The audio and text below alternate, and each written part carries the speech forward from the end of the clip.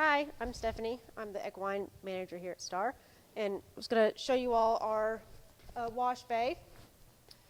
We obviously have hot and cold water, which comes in handy when it's cold out, or you need to soak grain, or wash legs off for a wound or injury.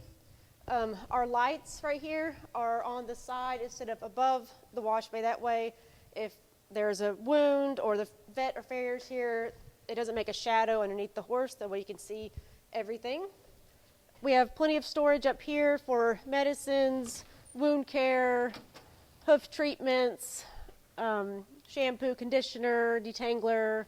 We keep extra wraps and stuff also, just in case, and extra bell boots and support boots just to come in handy if somebody needs to grab it really quickly. There's also hooks to hang things up to dry, plenty of storage right here for other shampoos and our scrub brushes and sponges and of course sweat scrapers. And this is a wall that we have in the barn here that has some plaques on it from Eagle Scout and Girl Scout projects that have been done. Some of it's our flower beds, the run-in sheds, and multiple other things. And some of our stalls have sponsor plaques on them. Somebody sponsored to build that stall and the tack room. And throughout on the property, actually, there's been more than one project that's been sponsored by organization or individuals. In Lenoir City, we have 24 stalls, and we have a minis pen, and we currently have 29 horses, including the minis. On this site, at our South Knox location, we have 10 stalls with currently only 5 horses, but that will change as spring comes along and our session gets a little bit bigger out there. These are our stalls here at Star, and on the front of them we have the horse's name with their breed, coloring, and date of birth. That way it's kind of educational for everybody, and we do a little bio of who they are and like their background, where they came from, and a picture of what they look like. That way it's easier for volunteers to know which horse goes in which stall and which whoever sponsors our horses. Our doors are sliding, and they are see-through all the way to the ground. That way people, kids and people in wheelchairs, can see in and see the horses.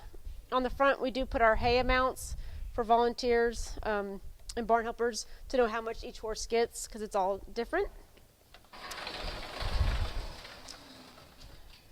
And inside our stalls, well, the outside stalls are 12 by 12, and our inside ones in the middle of the barn are 10 by 10. So our smaller horses and ponies go in the middle. And every stall has their own slow feeder and nibble net, obviously a water bucket, a mineral block. And we get our shavings from a local lumber yard that donates them for free for us. And each water bucket has its own hose that comes directly into the stall with its own lever here on the outside. It was an Eagle Scout project, and it makes it so much easier than dragging hoses around and carrying buckets everywhere. We do have to drain the system if it gets really cold, but that's not too often around here. This is our turnout board. Our horses go out into the fields at night, and they come into their stalls during the day. So we try to simplify it as much as possible for our barn helpers. Every field is labeled with every horse that goes in those certain fields.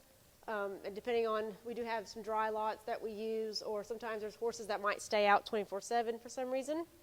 And we have a list that we go by that we number. That way the volunteers can just do step 1, then step 2, step 3, and then go down all the way. Turnout can be a complicated thing for volunteers if they don't have horse experience, so we try to make it as easy as possible.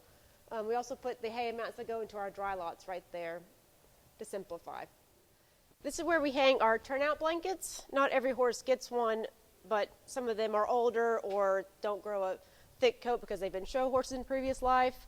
Every blanket has a name tag on it, and then there's these pegs that we can hang them on, and then they are labeled above each peg of where those blankets go. That way barn helpers can just know that's exactly what that one goes to, and then they can put it on the horse that it's designated to. This is where we store our shavings.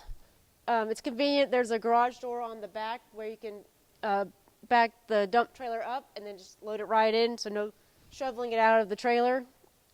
And it's plenty of room to store plenty of our shavings and other things.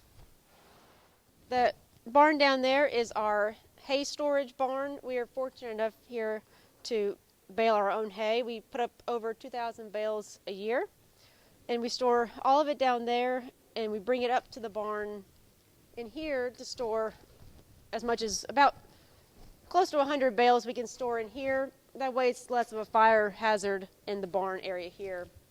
We have plenty of storage right here, and we keep a trash can for the hay strings and some scissors, and we have 2 nice hay carts that you can roll out to the dry lots and to the stalls to put the hay in the bags or out there. This is our feed room.